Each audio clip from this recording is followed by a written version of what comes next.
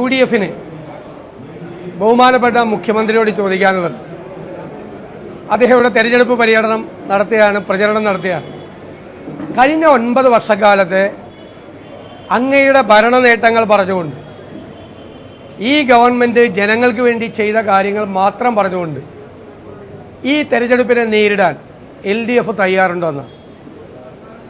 ഈ തെരഞ്ഞെടുപ്പ് പൊളിറ്റിക്കലായി ഈ സർക്കാരിനെ വിലയിരുത്തുന്ന തെരഞ്ഞെടുപ്പാണ് നിലമ്പൂരിലെ ജനങ്ങൾ. അതുകൊണ്ട് സർക്കാർ ചെയ്ത കാര്യങ്ങൾ പറഞ്ഞുകൊണ്ട് തെരഞ്ഞെടുപ്പിനെ നേരിടാൻ തയ്യാറുണ്ടോ? ആ വിഷയങ്ങൾ പറയാൻ തയ്യാറല്ല.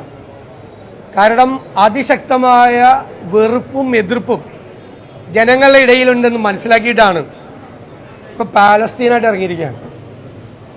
കഴിഞ്ഞ പാർലമെന്റ് ഇലക്ഷനിലാണ് CAA കുറിച്ചും പാലസ്തീനെ കുറിച്ചും പറഞ്ഞത്. പാർലമെന്റ് ഇലക്ഷൻ കഴിഞ്ഞിട്ട് ഇതുവരെ പിന്നെ പാലസ്തീനെ കുറിച്ചും മിണ്ടിയിട്ടില്ല. ഇത് തെരഞ്ഞെടുപ്പ് അടുക്കുമ്പോൾ ഇറക്കുന്ന ഒരു സ്പെഷ്യലാണ് പാലസ്തീൻ. ഇപ്പം നിലമ്പൂർ ഉപതെരഞ്ഞെടുപ്പായപ്പോൾ പാലസ്തീൻ വീണ്ടും കൊണ്ടുവരാം.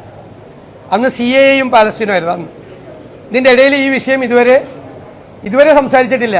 ഇതുവരെ ഈ വിഷയം കോൺഗ്രസ് പതിറ്റാണ്ടുകളായി പാലസ്തീൻ വിഷയത്തിൽ പാലസ്തീൻ ജനതയോട് ഐക്യദാർഢ്യം പ്രകടിപ്പിച്ചിട്ടുള്ള പ്രസ്ഥാനമാണ്.